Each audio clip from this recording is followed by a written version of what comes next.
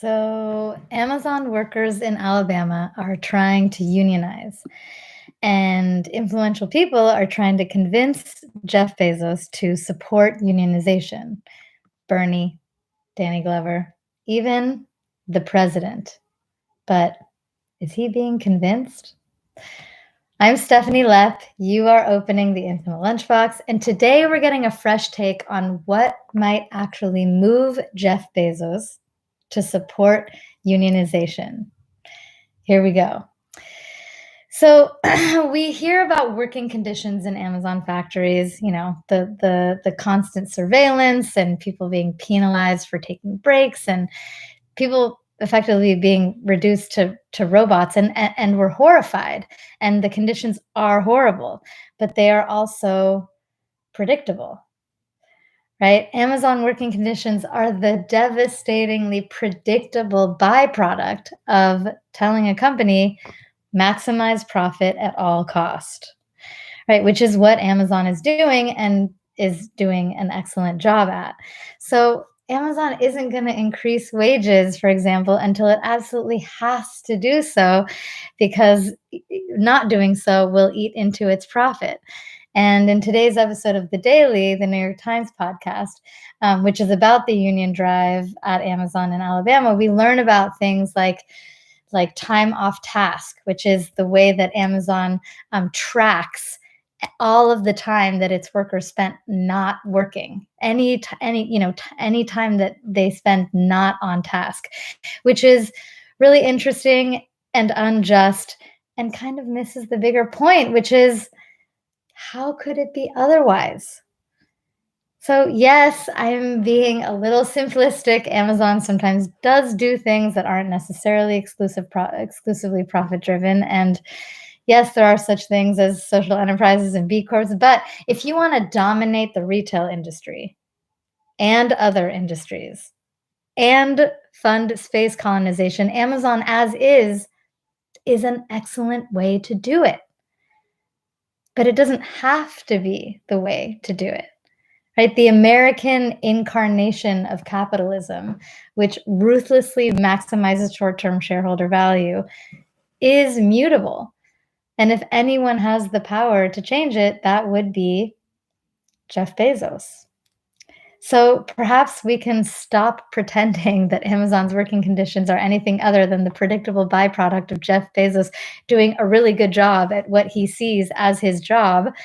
And Jeff Bezos can stop pretending that there's nothing he can do about that. So within that context, how might influential people encourage Bezos to support unionization? With all of the love for Bernie and his righteous indignation, here is how I would do that. So I would say, Bezos, Jeff, congratulations, you won. You beat capitalism. You figured out how to squeeze every last cent out of your employees, and for that matter, out of your entire supply chain and out of us as your customers. But you got so good at beating capitalism that is it even fun anymore? Like, is it even a game that is worth playing, figuring out how to squeeze every last cent out of your employees by having them download an app that tracks their time off task? Like, is that fun? Like, and you're winning so intensely that it's wreaking so much havoc that we're gonna have to go and colonize space or something. No, but in all seriousness, what game would you rather play? Would you rather win a shitty game where you squeeze every last cent out of your employees? Or would you rather win an awesome game where you have more fun and more interesting and more noble challenges to solve? Which means first, change the game and then win at that game. And you have the power to change the game, which means maybe you don't have to choose between unions and outer space.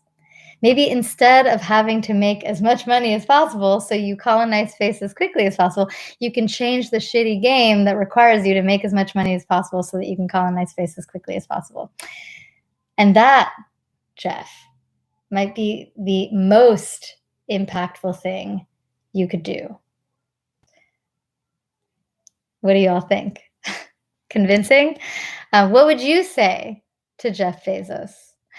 And if you're on Clubhouse, tomorrow I am hosting a conversation on Clubhouse about the future of journalism in the Dent Club. With an all-star lineup of Rebel Wisdom's David Fuller, The New Yorker's Andrew Marantz, and the Columbia Journalism Review's Ariana Peccary.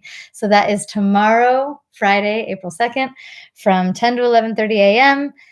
Pacific, 1 to 2:30 p.m. Eastern. To attend, join the Dent Club and or click in the link in the show notes below. And I hope to hear you there. I'm Stephanie Lepp, and you have opened the Infinite Lunchbox.